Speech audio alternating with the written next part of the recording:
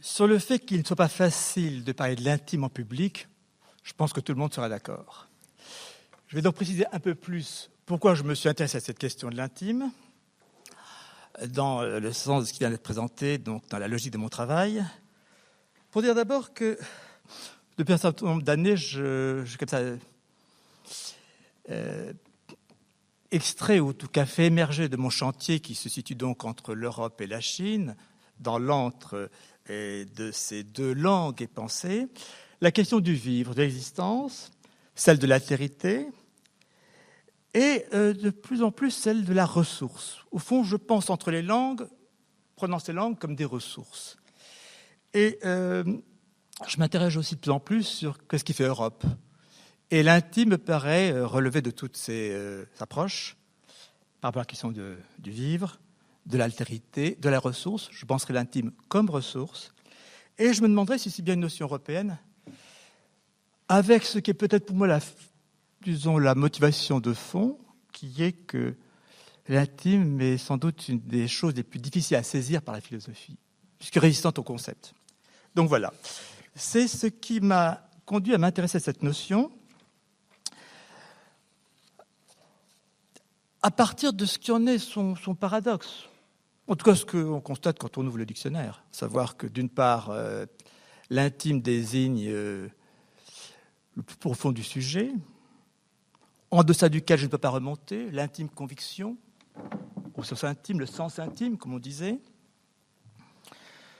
Donc, ce qui nous fait remonter en amont même de notre conscience, et puis l'autre sens, rapports intimes, être intime avec quelqu'un. Donc, ce que le dictionnaire présente de façon comme ça, juxtaposée, sens 1, sens 2, il nous convient donc d'interroger ce qui est ce rapport possible entre ce qui est le plus dedans de moi, intus, dedans, interior, plus dedans, intimus, le plus dedans, donc ce superlatif du dedans, qui n'a pas de correspondant pour le dehors. Et puis, ce qu'il signifie comme étant le fait qu'au plus dedans de moi, qu'est-ce que je rencontre ? Le rapport à l'autre, donc profondeur du rapport à autrui. Au fond, si on cherche, si on se demande comme ça, simplement, initialement, ce que je suis, ou plutôt comment je peux commencer à me saisir, on se saisit dans ce rapport d'un dedans et d'un dehors, comme un dedans confronté à un dehors, selon la définition classique, sens interne, sens externe. Et il est vrai que l'ordinaire de ce rapport dedans-dehors, et c'est par quoi je me constitue, dedans du moi, dehors du monde. Et même, je me constitue en tant que personnalité du fait, en tant que personnalité viable socialement, du fait que les deux sont bien séparés. Or, l'intime est intéressant parce que justement, il lève ou il ouvre une brèche dans cette séparation du dedans et du dehors. Il fait en quelque sorte tomber, en tout cas, il ébrèche, il entame la séparation des deux pour faire apparaître un dedans du partage.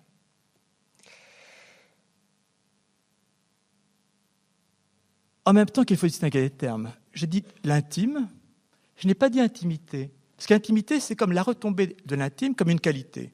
Et encore moins intimiste, qui est une sorte de refermement, qui est une sorte de clôture me séparant des autres.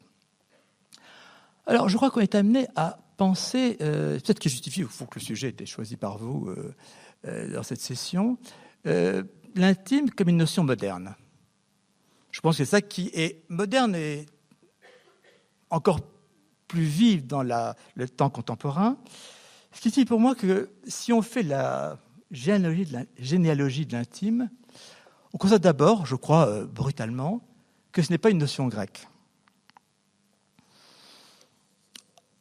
Si on prend les premières scènes de la littérature grecque, je pense à celle de l'Iliade, au chant 6, Hector et Andromaque sur les murs de Troie, scène qui pourrait paraître intime. L'époux et l'épouse, avec en plus le jeune Astyanax dans les bras de sa mère, alors que dans la guerre se fait comme ça sous les murailles, et ces paroles échangées qu'on pourrait croire comme étant un premier rapport intime, Mais je vois que si on lit de plus près ce texte, on voit que chacun est dans sa position. Chacun, disons, est dans son plaidoyer. Lui pour la guerre, elle pour la fin de la guerre et le retrait. Qu'il n'y a pas d'intime partagé. Ou dans l'Alceste d'Euripide, entre là aussi l'époux et l'épouse, ce qu'on constate, c'est que... Et il faut se défier des traductions. Il y a un vers qui m'intéresse à cet égard, qui est quand c'est traduit nous pourrions passer le reste de notre vie.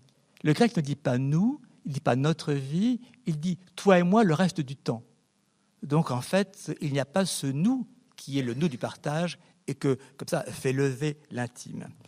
Bref, il me semble que les Grecs n'ont pas pensé l'intime et que c'est ce tournant de notre culture qui l'a fait émerger avec le christianisme. Avec le christianisme parce que, au fond, qu'est-ce qui nous sépare des Grecs ? C'est que les Grecs ont pensé l'absolu. L'absolu est le concept donc a aidé à cette comme ça extraction de l'absolu. Le beau, d'abord l'être, chez Parménide, le beau dans le banquet. Bref, la figure de l'absolu, mais non pas de l'infini, parce que les Grecs au contraire étaient très soucieux de la limite, péras, et se défiaient de l'infini, de la peiron. Les Grecs pensent à partir d'un début à une fin, un début posé comme principe, arché, aitia, enfin tout ce qui marque un point de départ, et puis une fin qui est telos. Et donc ils ont pensé l'absolu, non pas l'infini. Et je crois que c'est le christianisme qui ouvre cette pensée de l'infini, et justement qui permet de privilégier la pensée de l'intime comme étant une ouverture d'infini. Dans le christianisme déjà, cette figure de l'intime apparaît dans Jean, quand il dit par exemple « Le Père est en moi, je suis dans le Père ». Ou quand il dit ensuite, surtout vers les disciples, « Vous êtes en moi et moi en vous, humei en emoi, ego en humin ». Donc être dans l'autre, façon de dire que la séparation, le mur entre l'un et l'autre s'est levé, et d'où s'amorce cette intimité des sujets. Le christianisme, Augustin avec la fameuse formule « Dieu plus intérieur que mon intime, intérieur intimo meo », donc in tous dedans, le plus dedans de moi, et le plus dedans de moi c'est quoi ? C'est l'ouverture à l'autre, l'extérieur, Dieu, le Dieu de la création. Alors je crois qu'il y a là, dans ce tournant, dans cette montée de la pensée chrétienne dans Augustin, une situation qui effectivement met en place le dispositif de découverte de l'intime, puisqu'il s'agit de penser à partir de l'autre. Bon, premier mot des confessions, tu es grand Seigneur, nous est dominé. Et cette façon de poser l'autre en face de soi est donc de constituer ce rapport du sujet à l'autre.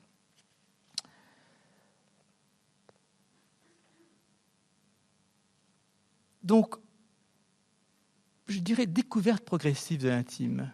L'intime n'est pas une banalité de l'humanité. L'intime se découvre, se promeut, et se promeut dans une histoire qui est l'histoire intellectuelle de l'Europe, et qui, je crois, constitue l'intime une notion marquante de notre modernité.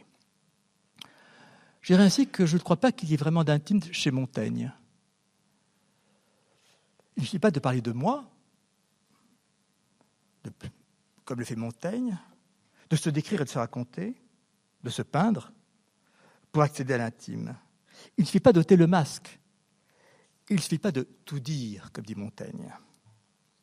Montaigne entreprend bien ce qu'il appelle des confessions, sincérité, tout dire, mais il reste dans la généralité, il reste dans l'exemplarité, celle de la maxime. Et le moi se possède encore. Même ce fameux rapport amitié de Montaigne et de la Boétie, qu'on pourrait prendre pour une relation intime, quand on regarde de plus près ce fameux chapitre de l'amitié, on se rend compte que l'exemplarité est telle, la perfection est telle, qu'il n'y a pas ce qui est le propre de l'intime, qui est cette ambiguïté entre l'opaque et l'intime, le fait que l'intime est toujours conquis sur la possibilité du retrait de l'autre et d'un renouveau d'opacité. La princesse de Clèves, est-ce qu'il y a de l'intime dans ce roman ? On pourrait le croire au départ. dans la relation des amants. Mais en fait, chaque amant reste de son côté. Même s'il y a des moments de complicité, même s'il y a, lors de la fameuse écriture de la lettre, un moment, comme il est dit, un air de mystère et de confidence, donc de rapprochement des personnages du duc de Nemours et de la princesse de Clèves. Il y a bien complicité, mais il n'y a pas le partage d'un nous commun. À preuve, la dernière scène de la princesse de Clèves, quand les deux personnages, Clèves étant morts, se retrouvent seuls, eh bien, chacun plaide sa cause. Le duc de Nemours pour obtenir satisfaction dans sa conquête, la princesse de Clèves dans la défiance et le retrait. Chacun plaide sa cause, chacun reste dans son moi, comme ça, muré, en tout cas sans qu'il souffre suffisamment pour qu'un nous puisse émerger. Chacun reste dans son argument, même à la fin. Je crois que la modalité de l'intime, c'est justement de nous faire passer de cette fameuse profondeur psychologique du roman classique, introspective, de la scène classique, isolant chacun dans sa privauté, dans son moi, ce moi que justement l'intime défait. C'est pour ça qu'il me semble que, dans la littérature française en tout cas, le premier à faire émerger puissamment l'intime, c'est Rousseau. Rousseau qui reprend le dispositif d'Augustin au début des Confessions, quand il dit qu'il viendra comme ça présenter son livre à Dieu, puisqu'il l'a écrit sous ce regard de Dieu qui voit au fond de lui-même. Mais quelle est la nouveauté de Rousseau ? En quoi il introduit effectivement cette possibilité nouvelle ou cette ressource nouvelle de l'intime ? Ce n'est pas qu'il se peigne d'après-nature. Montaigne l'a fait, en tout cas a prétendu le faire. Ce n'est pas non plus qu'il avoue l'inavouable. Augustin l'a fait. C'est plutôt que, reprenant le dispositif d'Augustin, à savoir ce dispositif de moi devant Dieu, je reprends Rousseau, mais reprenant Augustin, j'ai dévoilé mon intérieur tel que tu l'as vu toi-même. Il instaure dans ce rapport de transcendance face à Dieu la possibilité de faire émerger une ressource du fond du sujet. La formule mise en exergue aux Confessions, ego te intus et incute novi, je t'ai connu en toi-même, à l'intérieur de toi et dans la peau, sous la peau. Donc cette capacité de faire advenir l'intime, qui est d'abord l'intime de soi-même.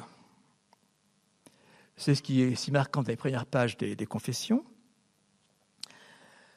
Quand, par exemple, Rousseau évoque une chanson, un air de chanson dont il se souvient, et chaque fois qu'il s'en souvient, qu'il l'attendrit jusqu'à verser des larmes. Il n'y a pas là de raison d'explication, de justification. Il n'y a pas non plus un attendrissement qui serait une complaisance. Il y a la saisie de quelque chose d'anecdotique, d'infime, mais qui nous fait remonter en amont de la séparation des sujets. Le fait qu'on puisse comme ça s'émouvoir, vieillissant, de quelque chose d'un air qu'on a retenu de son enfance. Donc quelque chose qui est dit là comme ça,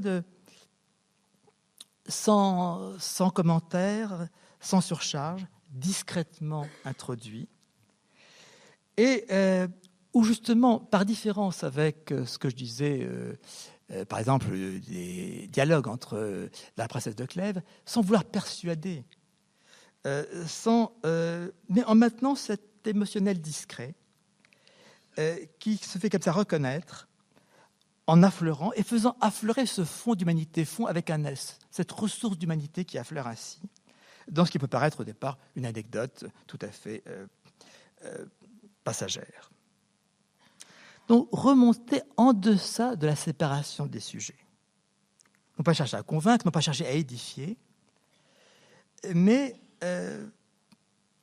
faire émerger ce qui se trouverait comme ça en amont de la clôture des sujets. Et puis bien sûr, dans les confessions, c'est le rapport à l'autre qui prend des figures diverses, qui peut être sa tante, dans son enfance, ou à bosser avec son ami, une sorte de paradis perdu de l'intime, et puis avec Madame de Warens. dans une relation dont il dit bien qu'il n'est ni d'amour ni d'amitié, et à laquelle il ne donne pas de nom, mais qui n'est ni amour ni amitié, qui est dans cette ambiguïté des deux, qu'il décrit ainsi: j'oserais le dire, qui ne sent que l'amour ne sent pas ce qu'il y a de plus doux dans la vie. Je connais un autre sentiment, moins impétueux peut-être, mais plus délicieux 1000 fois, qui quelquefois est joint à l'amour et qui souvent en est séparé. Ce sentiment n'est pas non plus l'amitié seule, il est plus voluptueux, plus tendre. Je n'imagine pas qu'il puisse agir pour quelqu'un du même sexe, etc. Il ne sait pas que le nommer, il dit même qu'il est tout à fait étrange à la raison. Mais il me semble que ce sentiment que Rousseau commence d'épeler, qui n'est ni de l'amour ni de l'amitié,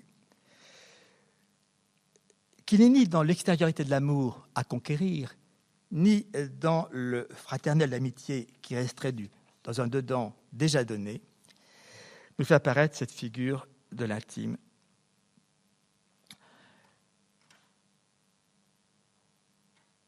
Rousseau nous en donne d'ailleurs une sorte d'analytique dans cette figure même de l'intime qui est l'être auprès. Être auprès de sa tante, auprès même de Varins, dont il a donné déjà ici un qualificatif: tendre ou doux. Tendre qui n'est ni moral ni psychologique, qui est cette capacité d'épanchement parce qu'on a fait lever la frontière d'avec l'autre. Donc d'épanchement, d'écoulement de sujet à sujet, parce qu'il n'y a plus la barrière qui nous retient chacun dans, puis je peux dire privacy en anglais, enfin cette façon dont on a comme ça son espace propre et dans lequel l'autre n'entre pas. Doux qui n'est pas une notation comme ça passagère, qui est à entendre de façon métaphysique. Doux, c'est-à-dire qui nous retire des rapports de force et qui donne son assise au sujet. Et une relation intime dont Rousseau nous dit qu'elle ne s'use pas. Je cite: « J'aurais ainsi passé ma vie et l'éternité même sans m'ennuyer un instant. »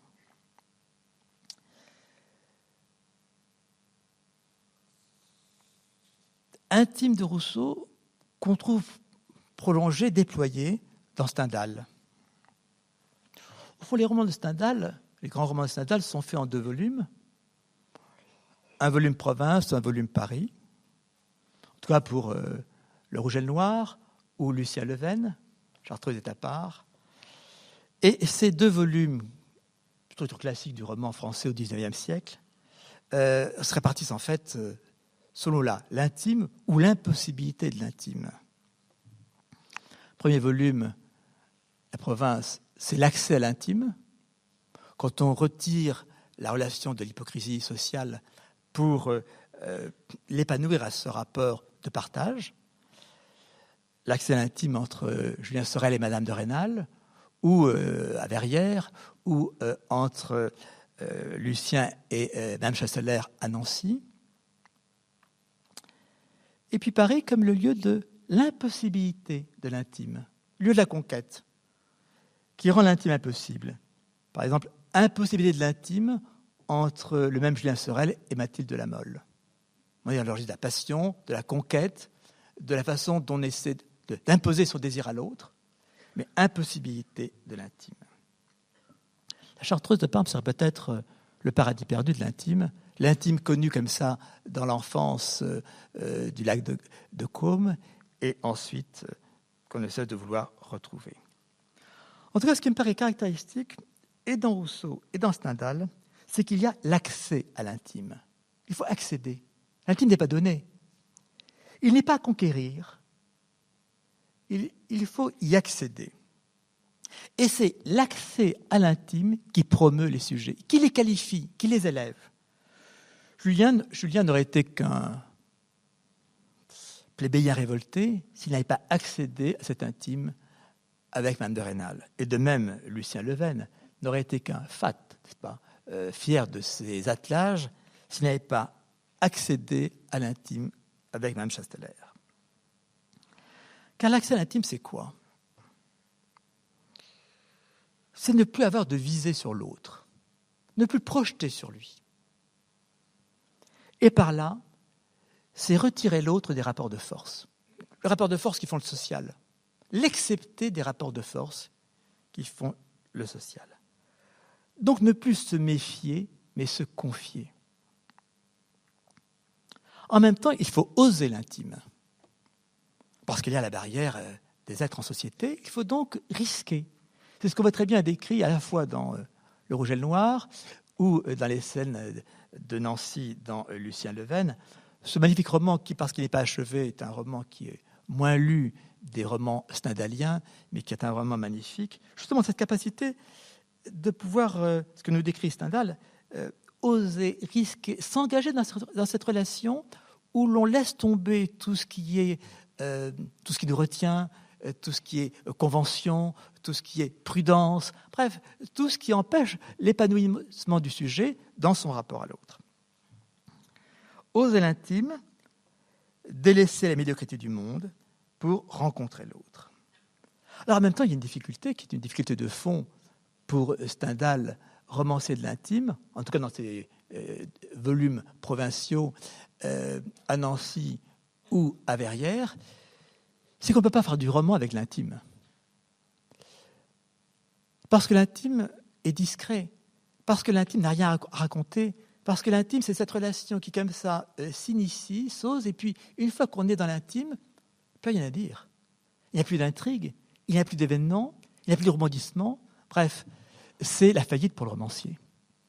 D'où la fin, par exemple, totalement rocambolesque de la première partie de Lucien Leven, où la nécessité d'achever les héros, d'achever Julien Sorel en lui coupant la tête, parce que, au fond, l'intime ne se prête pas à la construction, n'est-ce pas, d'un récit.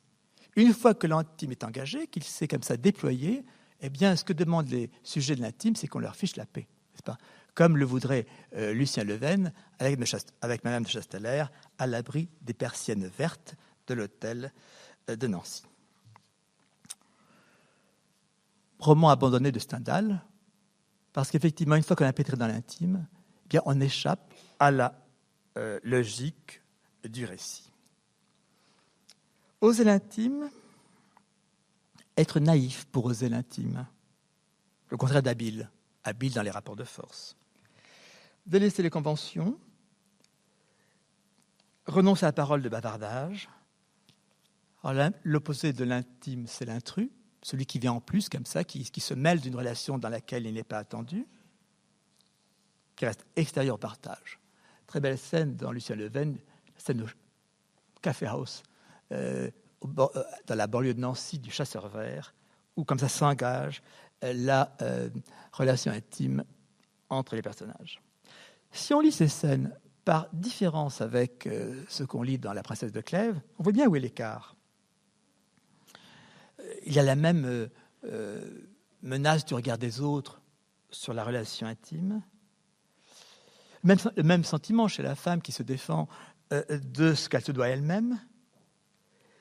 Mais ce qui fait l'écart entre La Princesse de Clèves et Stendhal, on sait que Stendhal honorait La Princesse de Clèves, enfin, ce roman comme étant au-dessus de tout, c'est pas seulement la relation de tendresse qui est indiquée, c'est le fait que même quand elle résiste à à Lucien Leven, Mme Chasteller souhaite qu'il reste auprès de lui. Le garder auprès, parce que c'est dans cette capacité d'être auprès que l'intime peut se déployer. Alors c'est vrai que Stendhal a écrit de l'amour, et non pas de l'intime. C'est celui que j'ai un peu contrefait dans le titre de mon petit livre, de l'intime, mais avec cette idée qu'au fond,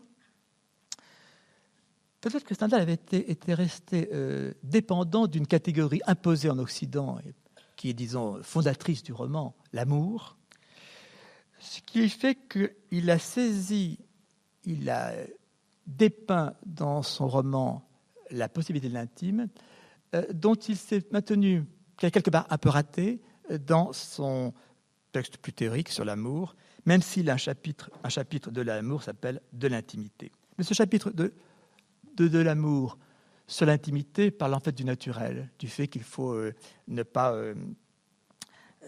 jouer la comédie avec l'autre. Et je vois qu'il n'est pas entré dans ce qui est la capacité même de l'intime. Cette phrase, notamment, me déçoit un peu.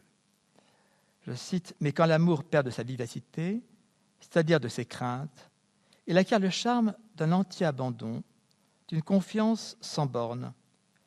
Une douce habitude vient émousser toutes les peines de la vie et donner aux jouissances un autre genre d'intérêt. » L'intime n'est pas qu'une douce habitude qui viendrait après l'embrasement de l'amour. Ce n'est pas une sorte de refroidissement des braises. L'intime, je crois, est quelque chose qui ouvre un écart par rapport à l'amour et il ouvre une autre possibilité que Stendhal, dans ses romans, décrit fort bien, savoir l'intime à l'encontre de l'intrigue, l'intime comme simplicité d'être qui se retient de la déclaration, l'intime qui n'est pas la transparence, qui est la connivence et non pas la transparence. Jusqu'à la fin du roman de Lucien Leven, les deux amants restent dans le doute à l'égard de l'autre. Donc ce n'est pas la transparence, c'est simplement qu'il y a une complicité, ou je préférerais dire une connivence qui s'installe et qui fait que le partage peut comme cela se déployer. Alors je crois qu'on doit penser à partir de là ce qui serait la sémiotique de l'intime, en tout cas ce qu'en est son langage. Alors, il y a une expression magnifique de Rousseau pour le dire, quand il parle du babil intarissable. Babil, non pas bavardage, babil. Babil, c'est-à-dire non pas balbutiement, non pas bavardage, mais babil, c'est-à-dire comme une sorte de parole qui ne cherche pas à dire, qui ne cherche pas à communiquer. Quand on a la parole, quand on s'engage dans cette parole intime avec l'autre, on dit des riens. Ce n'est pas ce qu'on dit qui compte, c'est ce qu'on dit qui laisse passer. Qui laisse passer quoi? Qui laisse passer cette tension intime? Qui laisse passer ce que le silence laisse aussi passer? Au fond, dans le rapport intime, parole et silence tendent à s'équivaloir. Le silence laissant passer, justement, ce que la parole n'énoncera pas comme étant du sens, du message, mais comme étant, justement, cette sorte de vecteur intime qui fait que, on se dit des riens, mais quelque chose passe, et qui nous fait passer donc d'une présence opaque, c'est-à-dire qui fait barrage, à une présence intime, c'est-à-dire qui laisse passer. Donc parole qui ne signifie rien, qui ne communique pas, c'est rien qu'on dit tous les jours, comment tu vas, il fait beau, mais qui, disant cela, des riens, laisse passer dans un babil intarissable la possibilité de l'intimité. Ce qui fait que l'intime, au fond, est, dans son expression, il est évasif. Il ne se montre pas. Il est prégnant, envahissant, discret, de l'ordre du retrait, non pas de la théâtralité qui montre. Il ne se dit pas. Cette possibilité donc évasive fait peut-être que l'intime est difficile à saisir conceptuellement, en tout cas difficile à saisir dans la langue de l'être, c'est-à-dire dans la langue de l'assignation. Je crois que le propre de la langue de l'être, c'est de déterminer et d'assigner. D'assigner, c'est-à-dire donner sa place aux choses, en même temps que leur donne une définition. Assigner. Bon, la langue grecque, et la pensée grecque à partir de là, est une pensée de l'assignation. Le verbe grec, le verbe être, assigne. Être, ne pas être. Assigner. Bien, l'intime, je crois justement, échappe à la catégorie de l'être. Il est de la catégorie de l'antre. De l'antre, c'est-à-dire justement de ce qui n'est dit d'un côté ni de l'autre, ce qui n'appartient pas, ce qui se déploie et qui ne relève ni de l'un ni de l'autre, mais de l'entre-deux. C'est pour ça que je vois que l'intime est une notion importante aujourd'hui. Enfin, j'imagine que c'est peut-être pour ça aussi qu'elle vous a intéressé à Nantes aujourd'hui. C'est qu'elle est parlée à une façon de réentrer dans la morale. On ne pense plus à fonder la morale, parce qu'on sait à quel point les fondements de la morale sont équivoques. Mais néanmoins, comment entrer dans la morale aujourd'hui, dès lors que ce n'est plus sous la figure de la bonne intention, ou de la bonne volonté, ou de la vertu, dont on sait à quel point elles sont suspectes. Mais comment entrer, pensée morale? Je crois que intime est un terme de cet ordre, parce que l'intime est qualifiant. Je dis des sujets stendhaliens. C'est dès lors qu'ils accèdent à l'intime qu'ils se promeuvent en sujet. Donc l'intime promeut. en même temps, l'intime fait clivage. Il y a ceux qui ont osé l'intime, donc qui accèdent, puis ceux qui n'ont jamais osé se risquer à faire tomber la frontière avec l'autre. Et donc, il y a une responsabilité de l'intime. Oser l'intime. D'autre part, l'intime est important en rapport à la morale parce que, justement, il a renoncé à tout ce qui est l'universalité abstraite de la morale, l'universalité kantienne, celle de la vertu. Non, il commence dans un rapport comme ça à deux, qui s'engagent par capacité à lever ce qui est la frontière de l'un à l'autre, en tout cas à l'ébrécher, à l'entamer, mais il met sur la voie justement de la capacité entre sujets de déclôturer le sujet. Pas une question d'individu, question de sujet qui justement se risque au point de lever ce qui est sa sauvegarde de sujet et, disons, ce qui serait le confort de son intériorité. Donc, promotion de l'intime, ce qui m'amène à le considérer face à son grand rival, bien sûr, celui qui est d'emblée imposé, l'amour. Loin du brillant amour. Oui, parce qu'il y a ce mythe de l'amour, mais surtout il y a ce retour du thème amoureux aujourd'hui. C'est étonnant le fait que, parce comme il y aurait une sorte de désenchantement, eh bien, il faudrait en quelque sorte repasser ce vieux disque amoureux, d'éloge de l'amour, de cette sorte de nouveau lyrisme qu'on voit reparaître un peu de tous côtés, comme si après la retombée des idéologies, il ne restait au fond plus que cela comme roc solide, n'est-ce pas, de l'humanité.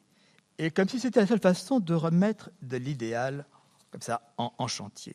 Or, il me semble que il y a une équivoque essentielle dans l'amour. Plutôt, je distinguerai les deux, l'équivoque et l'ambigu. Je parlerai d'une équivoque de l'amour et d'une ambiguïté de l'intime. L'équivoque, c'est quoi ? C'est le fait que, quand je parle, je ne distingue pas dans ma parole de sens qu'il faudrait séparer. C'est ce que Aristote appelait l'homonymie, n'est-ce pas ? Le fait que la distinction que je devrais faire, je ne la fais pas dans ma parole, et donc je suis confus, parce que je maintiens l'équivoque.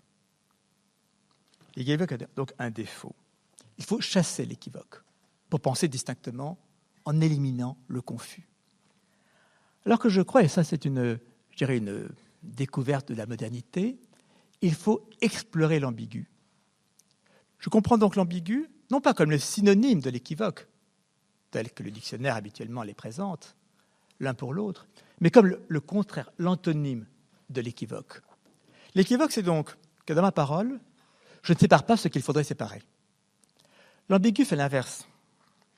C'est que l'ambigu, en fait, c'est le fait que je dise de façon séparée ce qui, en fait, n'est pas séparé. Si je dis, par exemple, une victoire ambiguë, c'est une victoire, on ne sait pas, qui n'est pas tranchée entre victoire ou défaite. Eh bien, notre vocabulaire nous conduit à séparer dans ces termes ce qui, en fait, dans la réalité, dans l'effectif, est inséparable.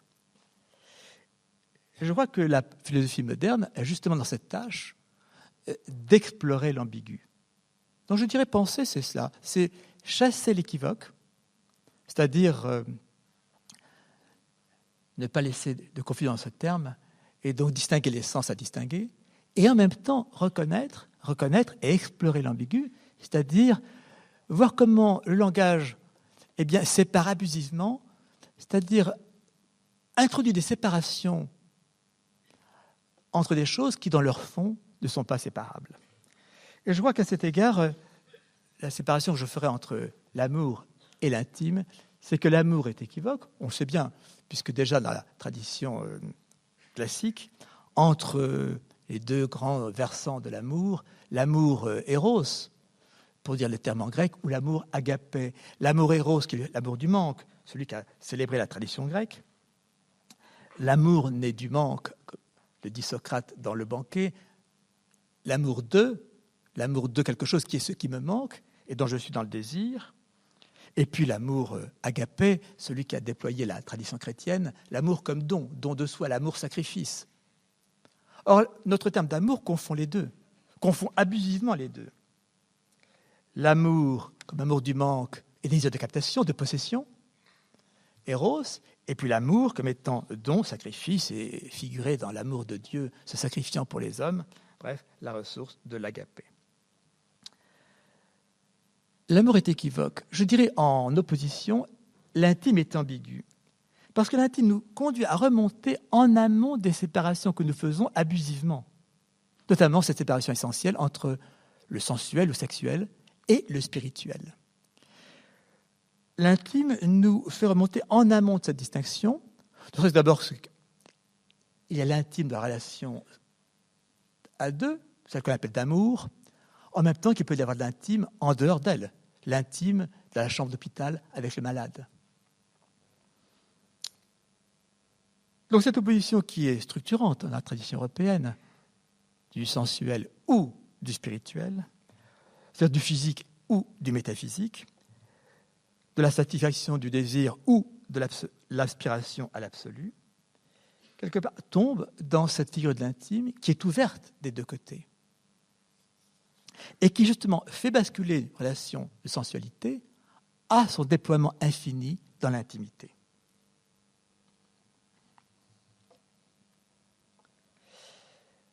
Je dirais que l'intime, au fond, à la fois bénéficie de la ressource de l'éros et de la ressource de l'agapé. Donc de l'amour du manque, par le manque, et de l'amour comme don. D'une part, il peut s'ancrer dans le désir, dans le sexuel. L'acte de pénétration est l'acte même de l'intimité, pénétrer. C'est ce verbe à la fois brutal et en même temps ouvrant sur l'infini. En même temps qu'il hérite d'agapé, et d'une façon qui me paraît essentielle, c'est que, autant dans l'amour, il s'agit de faire l'éloge de l'autre, célébrer l'autre, toute la littérature amoureuse est dans cette veine-là, autant l'intime, au fond, dépend moins de la qualité de l'autre que de la qualité de la relation que j'ouvre avec l'autre. La capacité à faire lever la frontière entre moi et l'autre. On peut devenir intime, je dirais, avec n'importe qui.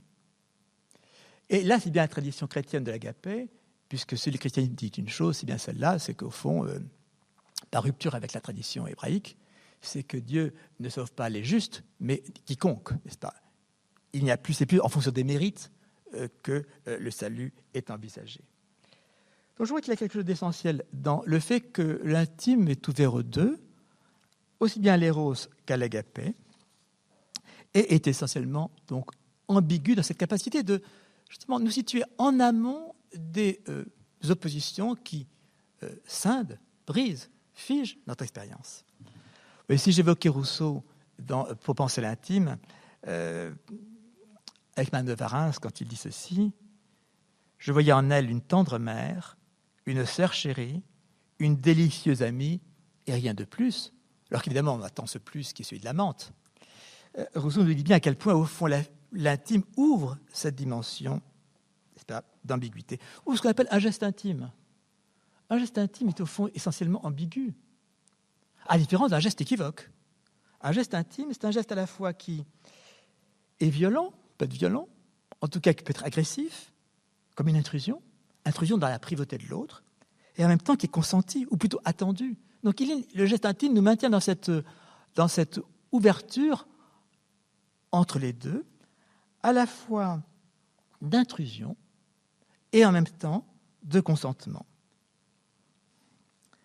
À la fois violent et en même temps attendu.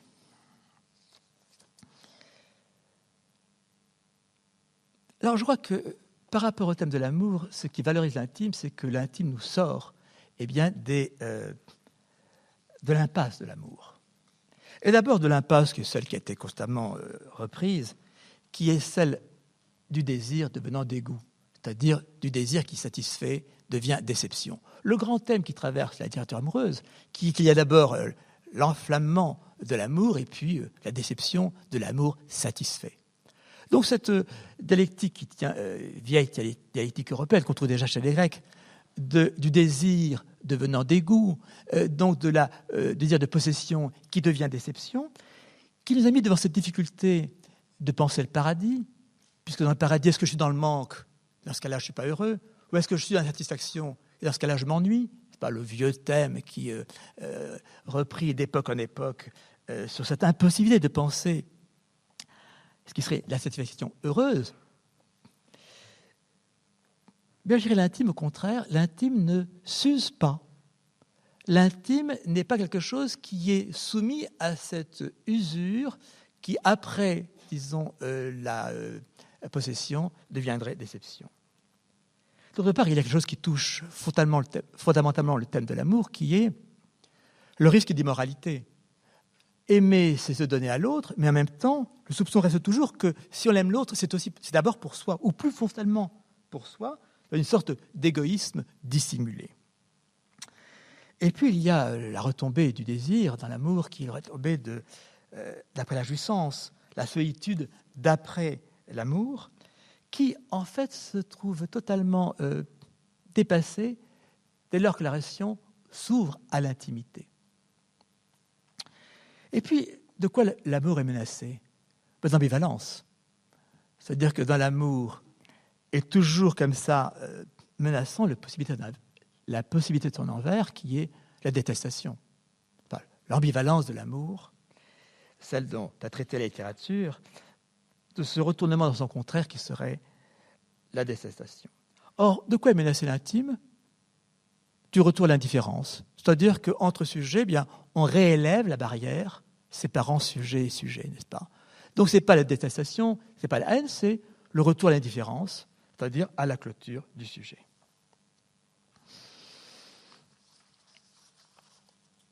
Alors, si je parle en opposition à l'intime du brillant amour, c'est bien que l'intime est discret.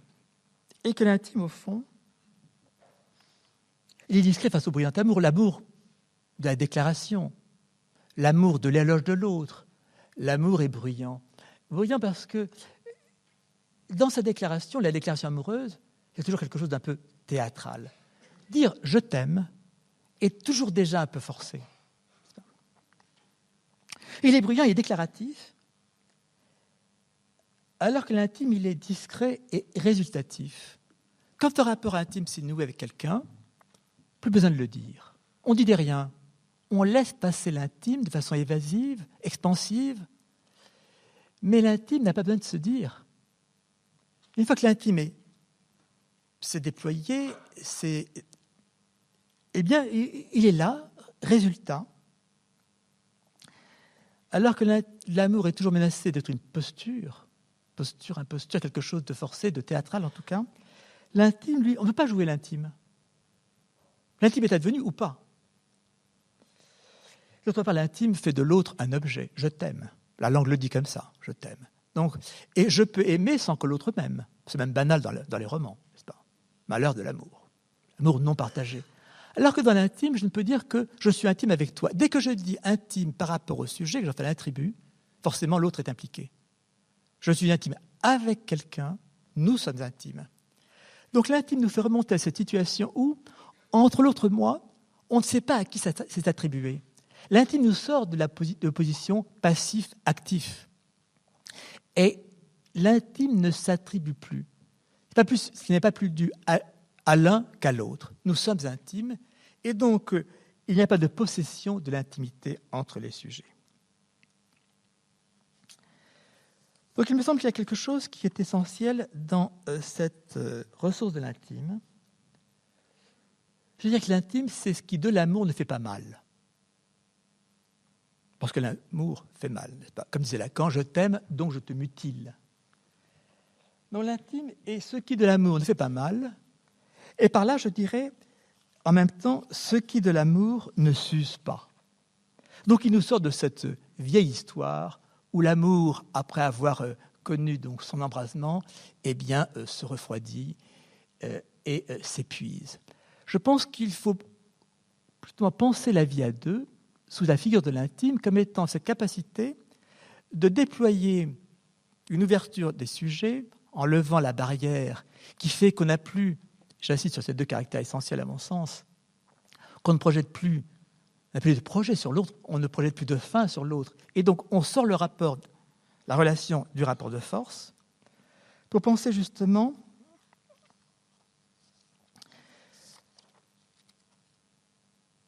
la possibilité de l'intime comme ce qui de l'amour ne fait pas mal et ce qui de l'amour ne s'use pas. Alors on me dira, mais néanmoins, l'intime, dès lors que je lève la frontière avec l'autre, est-ce qu'il n'est pas condamné à faire perdre la dimension du désir ? Puisque pour désirer l'autre, il faut le mettre dehors, avoir à le conquérir. C'est impliqué dans le fait de désirer. Or, l'intime faisant rentrer l'autre dans un dedans partagé, est-ce qu'il y a encore une distance qui rendrait possible le désir ?